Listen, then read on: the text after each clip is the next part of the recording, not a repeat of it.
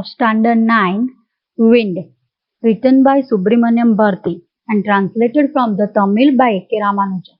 Let's see about Subramaniam Bharti. 1882 to 1921 is a great Tamil poet, famous for his patriotism in the pre-independence era. A.K. Ramanujan is a Kannada and English poet, well known for his translation of classical and modern poetry.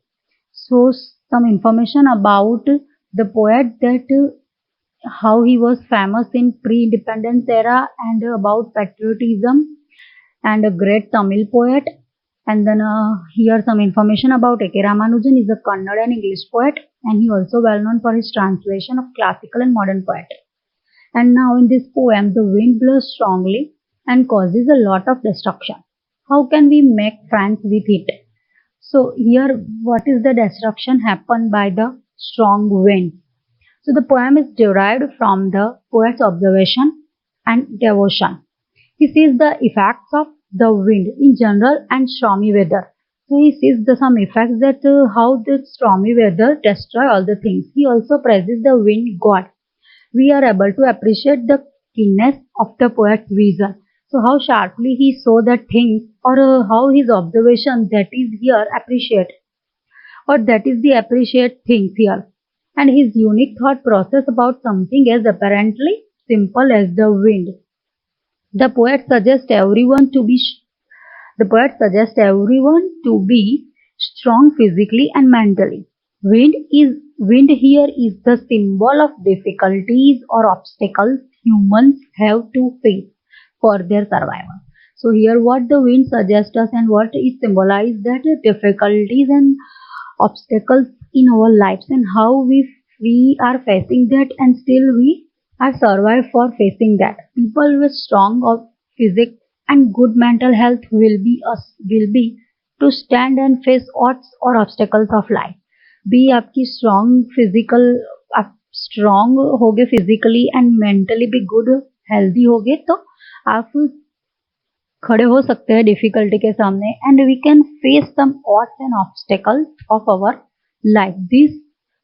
This is some summaries of this, or we can say some information about the poet, and also some ideas, central idea of the poem here given. Now let's learn by using stanza. So here I combine 3 stanzas together here. So let's see line by line. Wind, come softly. Don't break the shutters of the windows. Don't scatter the papers. Don't throw down the books on the shelf. So here shutter means hang panels used to close open window, and scatter means throw in different direction. Softly means slowly. So these some words. Now what this line tells us? The poet makes request. The poet makes request to the wind, asking it not to blow so strongly that it breaks down the shutters of the windows. So what the poet requests to the wind, that don't blow so strongly that it breaks, सब कुछ खत्म हो जाए, window का shutter भी टूट जाए, इतना फास्टली या इतना स्ट्रांगली ब्लो मत हो, like that. This is the request, as they separate man from the stormy environment outside. So he is asking the wind for protection. He also asks the wind not to scatter the papers in his room. तो बहुत ज्यादा wind होने की वजह से क्या होता है, सारे पेपर्स हैं जो उसके रूम में स्कैटर इधर उधर फैल जाते हैं. So he is asking for the protection, and then or to throw down the books from his bookshelves with its force. तो यहाँ पे क्या होता है, विंड बहुत ही फोर्स में ब्लो हो रहा है, तो इसकी वजह से सारी बुक्स है जो बुक सेल्स में गिर रही है, तो बुक सेल्स में रखी गई बुक्स है वो सभी नीचे आके गिर रही है, सब पेजेस टॉर्न होते जा रहे हैं. Like there look what you did, you throw them all down, you tore the pages of the books. तो ये लाइन हमें ये दिखा रही है. पहले ही हमने क्या कहा है, पहली 2 लाइन में, जैसे कि रिक्वेस्ट क्या है, विंड कम सॉफ्टली, स्लोली आना, ब्रेक द शटर, शटर्स भी टूट जाएंगे विंडो के, स्कैटर्स द पेपर, पेपर इधर उधर स्कैटर हो जाएंगे रूम में. और उसके बाद क्या कहा गया है, don't throw down the books on the shelf, shelf में से बुक भी गिर रही है, so don't throw that. And then what the next line here? Then look what you did. You threw them all. You tore the pages of the book. You brought rain again. So here the poet accuses the wind of blowing too strongly and creating the mess. इधर उधर गिर जाना और सब कुछ अस्त व्यस्त हो जाना, mess का मतलब. In his room with the books thrown down from the shelf and their pages torn. Pages भी torn हो गए, सब कुछ अस्त व्यस्त हो गया है. He sees outside and tells the wind that it has brought rain with it again. क्या कहा फिर उन्होंने बाहर जाते हुए फिर से उन्होंने विंड से कहा कि ऐसा हो रहा है तो तुम रेन फिर से लाओगे, यानी कि यू ब्रॉट रेन विथ, ये सब हो रहा है तो फिर से रेन होगी. Then the another move forward. You brought rain again. You are very clever at poking fun at vikings. Frail crumbling houses, crumbling doors, crumbling rafters, crumbling wood, crumbling bodies, crumbling lives, crumbling hearts. The wind god winnows and crushes them all. So this all lines what tells us. So first look at some what poking at, यानी कि यहाँ पे popping fawn eight लिखा है, लेकिन हमें क्या देखना है, पॉकिंग एट का मीनिंग क्या होता है, making of. Then weakling means here weak bodies, weak person. Then frail का मीनिंग है weak, the same here weak. Crumbling repeated again and again, that 1, 2, 3, 4, 5, 6, 7 times repeated. Repeating here the same word, that is crumbling. It means destroying, breaking. तो यहाँ पे क्या होता है, destroying houses, destroying doors, breaking rafter, breaking wood, destroy bodies, destroy lives, destroy hearts और breaking hearts, that all the things. Then rafter का meaning होता है sloping beam, supporting और roof. ये beam जो हम roof के हाउस होते हैं, रूफ को सपोर्ट करने के लिए यहाँ पे बीम बनाए जाते हैं, that is rafter. Wind God symbolic word है ये, ऑल काइंड्स ऑफ विंड यहाँ पे ये यूज हुआ है. एंड विनोज का मतलब क्या होता है, सेपरेट वीक फ्रॉम स्ट्रॉन्ग. सो यहाँ पे क्या कर रहे हैं, विंड गॉड है जो सेपरेट कर रहा है, किसको सेपरेट कर रहा है, वीक फ्रॉम स्ट्रॉन्ग, स्ट्रॉन्ग को सेपरेट कर रहे हैं वीक में.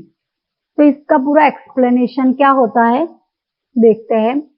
Now the poet speaks in a subdued tone, थोड़ा टोन चेंज हुआ है, to the wind, saying that it makes mischief whenever it encounters anyone who is too meek. Meek means humble. Who is too humble and mild to protect against its actions. तो poet ने थोड़ा tone change करके क्या बोला है कि it makes mischief whenever it encounter, किसी के साथ मिलते हैं तो जैसे कि मिस्चीफ लग रहा है, और humble mind protect against it action. It tears down doors, doors भी डाउन होते जा रहे हैं, राफ्टर्स भी डाउन होते जा रहे हैं, even entire wooden house all together, पूरा जो वुडन का हाउस है वो भी डाउन होता जा रहा है. Living people without shelter from the harsh world outside.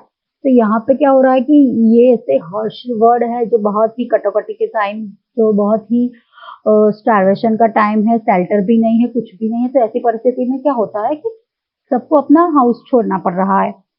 This is an idiom amplifying that the troubles we face in life. ये थोड़ा इडियम्स जैसा यूज हुआ है, तो इसका पूरा अर्थ क्या होता जा रहा है कि troubles we face in life come as suddenly as the wind. तो हम जो भी लाइफ में फेस करने वाले हैं या कर रहे हैं तो वो सडनली आता है, पूछ के बता के नहीं आता है.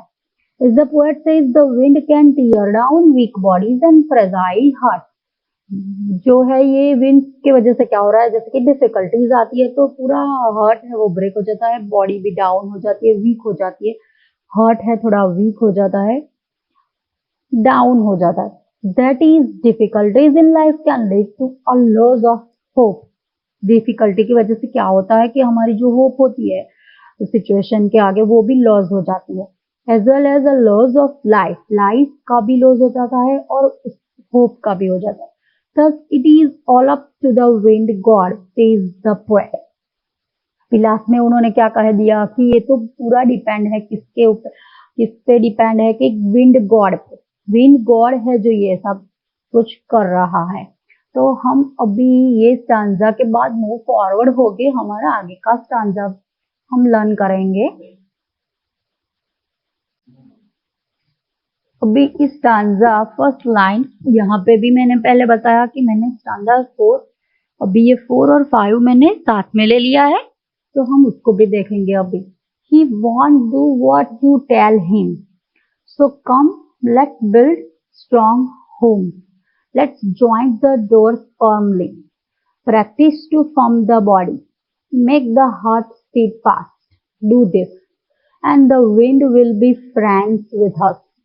तो ये लाइन पहले हम देखते हैं। तो यहाँ पे दो वर्ड ऐसे हैं जैसे कि फर्मली और firm, that is make strong. Firmly तो हम कहेंगे strongly, steadfast means firm and determined. Determined तो फर्म होता है, वही है उसका, जैसे कि सिनोनिम्स भी कह सकते हैं फर्म और determined, that is steadfast.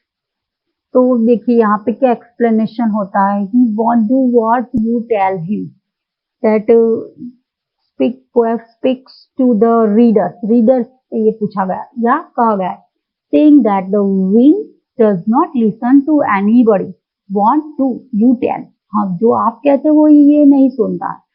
that wind does not listen to anybody and its actions are governed by it all alone, means वो अपने एक्शन अपने आप alone गवर्न कर रहा है। तो इसके आप एक हार्मफुल इफेक्ट, तो हमें इससे बचने के लिए, इसकी जो हार्मफुल इफेक्ट है उससे बचने के लिए क्या करना पड़ेगा, we should build our house और our home on a strong foundation. तो हमें वो वुडन के जो राफ्टर के रूफ जैसे हाउसेस है ऐसे नहीं, हमें तो अपने हाउसेस कैसे बिल्ड करने हैं, स्ट्रॉन्ग फाउंडेशन से, बेस से उसे स्ट्रॉन्गली बिल्ड करना है। And ensure that their doors can not be easily penetrated. Penetrated का मीनिंग होता है गेट अटैच टू, गिर ना जाए आसानी से, बाय द विंड। सो ऐसे डोर्स बनाने हैं, ऐसे फाउंडेशन बनाना है कि विंड ब्लो हो फिर भी वो गिरे नहीं। Also we must train our bodies and our hearts to combat resist face the ill effect of the wind. इससे जो इफेक्ट होती है वो हमें हमारे हार्ट को या हमारी बॉडी को भी ऐसे ट्रेन करना है कि इसकी जो इल इफेक्ट है वो फेस कर सके। If we are able to do this, then we will no longer consider the wind an enemy. हम जो ये करने लगे तो क्या होता है कि हम उसको अभी हमारा एनिमी नहीं समझेंगे। जो हम उसको एनिमी क्यों समझते हैं, क्योंकि वो हमें प्रॉब्लम्स दे रहा है या उसकी वजह से प्रॉब्लम्स हो रही है, that's why you think that it is enemy for you. But if you can do better, like हम क्या कर सकते हैं, पहले ही हम जो करना चाहे वो कर सकते हैं, उसके आने से पहले ही हम अपने आप को स्ट्रॉन्ग बना देंगे, तो हमें वो एनिमी नहीं लगेगा। Instead the wind will invite us to become its friend. This is an idiom meaning that, इसका ये इडियम है जैसे कि वो हमें फ्रेंड से बनाएगा, लेकिन ये इडियम से इसका मीनिंग क्या होता है, if we make our character strong we will be able to combat any troubles easily. तो हमें यहाँ पे क्या करना है, ये wind will be friends with us, ये इडियम्स यूज हुआ, इसका सिंबलाइज ये होता है कि हम अपने आप को इतना, हमारे कैरेक्टर को इतना स्ट्रॉन्ग बना दे तो हम क्या कर सकते हैं, we can fight with any troubles easily. However if our character is weak the troubles will create problems for us.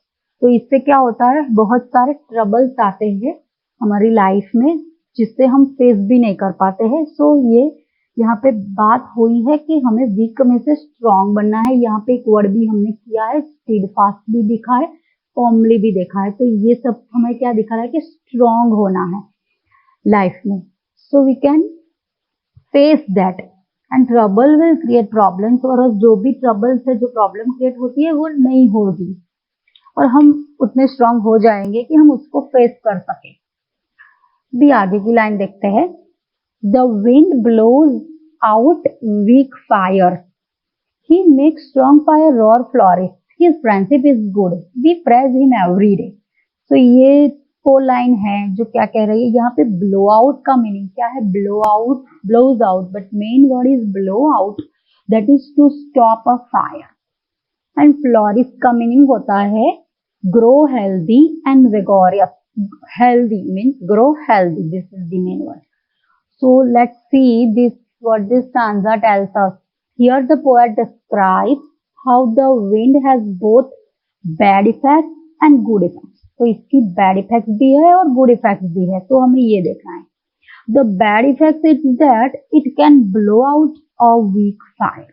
तो यहाँ पे bad effects है, ये क्या है कि ये क्या blow out करती है, यानी कि ये क्या कर रही है, weak fire। ये जो वीक है उनको ये टारगेट कर रही है, हम ये कहेंगे। बैड इफेक्ट इनकी ये है कि ये ब्लो आउट करेगी, जो वीक फायर है उसको बुझाने की कोशिश करेगी। जो स्ट्रॉन्ग फायर हो तो बुझ ही नहीं सकती जितना भी विंड हो। However, if the fire is burning strongly, then the wind will make it burn fiercer. यानी कि जो फायर है वो स्ट्रांगली ब्लो होगी या स्ट्रांगली होगी, बर्निंग स्ट्रांगली। तो ये स्ट्रांगली होगी तो क्या होगा कि विंड है उसका फोर्स उसको लगेगा तो ये ज्यादा बर्न होगी, या ये उससे भी ज्यादा फायर हो सकती है। जो वीक फायर होती है वो बुझ जाएगी, जो स्ट्रॉन्ग फायर होती है और वो ज्यादा फियर्सली स्ट्रॉन्ग हो जाएगी विंड आने की वजह से। Thus nurturing what is already strong, जो ऑलरेडी स्ट्रॉन्ग है उसको वो नर्चर ज्यादा करेगी। The poet comes to the conclusion, तो यहाँ पे conclusion क्या आता है, that if we are strong then the wind is a good friend for us to have। तो हम strong होंगे तो वो हमारा friend ही होगा ना, क्योंकि वो जो weak है तो उसको weak करेगा, जो strong है तो उसके लिए तो वो strong ही हुआ। as it will increase our strength, उससे हमारी strength increase होती रहेगी।